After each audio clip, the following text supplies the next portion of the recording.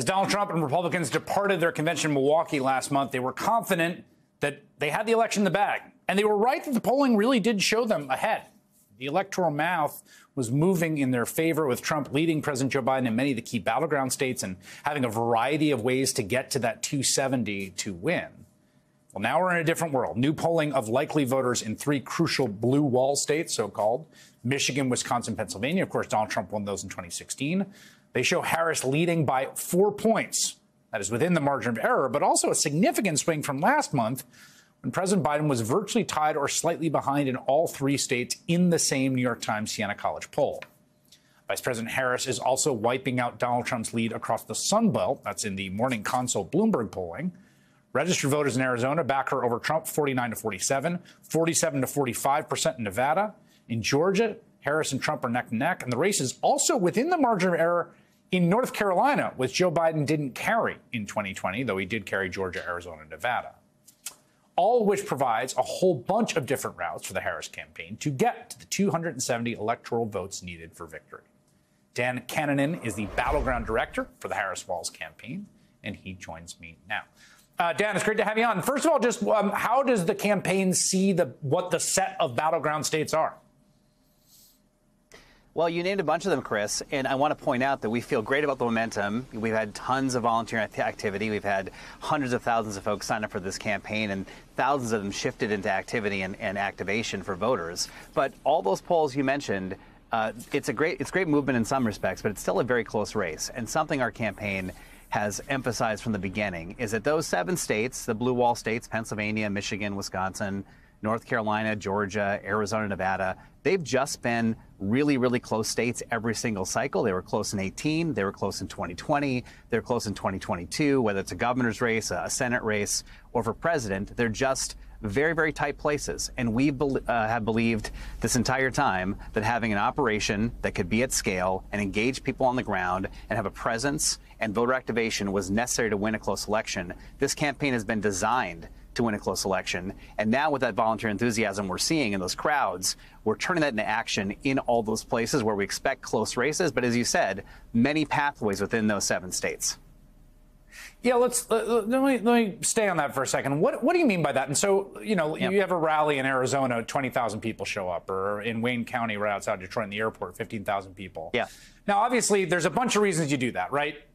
You get supporters fired up, you get a lot of local media, and usually it's pretty positive when the story is 15,000 people came out for a candidate, right? Are there other ways in which people that are going to rallies like that are getting plugged into the campaign that give you a more durable organizational advantage over this last 3 months here? Yeah, 100%. Everyone that goes to that rally, the staff is there. And again, 1,500 staff across battlegrounds, 260 offices. So when that crowd comes to a state, there's a team there, both staff and volunteers, that's meeting those folks as they're in line, waiting to get in the venue. They're being clipboarded. They're being asked to join a volunteer shift. We're then getting them into volunteer and then reshifting them for more volunteer shifts to make them recurring volunteers and to bring their friends and to grow that organization. In Nevada alone, Chris, 5,000 volunteer shifts came out of that rally in Las Vegas. More than 4,000 were from native Nevadans, right?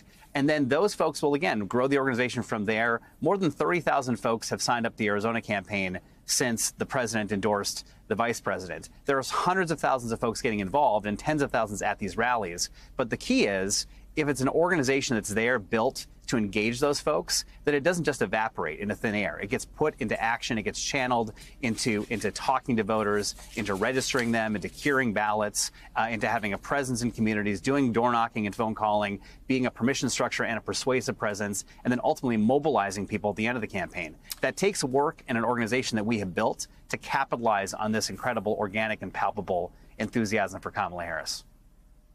So when we go back to that map, we talk about those states. And again, I think they're familiar to people because these so-called blue wall states, which are the states that Donald Trump had flipped in 2016 that gave him the path. And then, of course, those 3 Sun Belt states, Nevada, Arizona, and Georgia, right? North Carolina's in there, and it's very interesting because North Carolina's a really interesting state. It's almost, it's very closely divided. It has a very gerrymandered legislature, but it has a popular two-term Democratic governor. Barack Obama carried it, I believe, in 8 and 12. It always seems really close. This year, I've heard from formerly the Biden campaign, before the switch of nominees to now, that there was a genuine feeling North Carolina was as much a possibility as any state. Why? Well, a couple reasons, Chris. And I ran that state in 2016 for Hillary Clinton at the end of that campaign, so I know precisely how tough it is to win. It's been close, razor close in many elections, but we haven't quite gotten over the hump since that 2008 Barack Obama win where he won a bunch of states, right? But in 2016, it was about a 3.5-point margin for Trump and Clinton. We cut that by more than half in 2020. The president lost that by about 1.3 points in 2020. And now with demographic shifts, the state's a little better for us. But I think really importantly, there are just such an element of extreme MAGA politics in North Carolina. You've got Mark Robinson, who says things all the time that I don't want to say on the air and really repels voters. He is a direct line from Donald Trump. Those politics are of Trump. They are the same thing. It's a MAGA ticket there. I think voters have rejected that kind of politics in North Carolina. Josh Stein's doing really well. He's a fantastic candidate for governor. Roy Cooper's been a great governor. I think we have an organization there, a message, and voters in that state do not want to go down that really extreme path. I think that state in particular is one that we can really turn this time around. And it's one of those 7, I think, Chris, any one of which could be the decisive state in a very close election. All right, Dan Kanninen, who is running battle states for the Harris-Walz campaign, a heavy load to carry. Thanks for making a little time for us, and I appreciate it.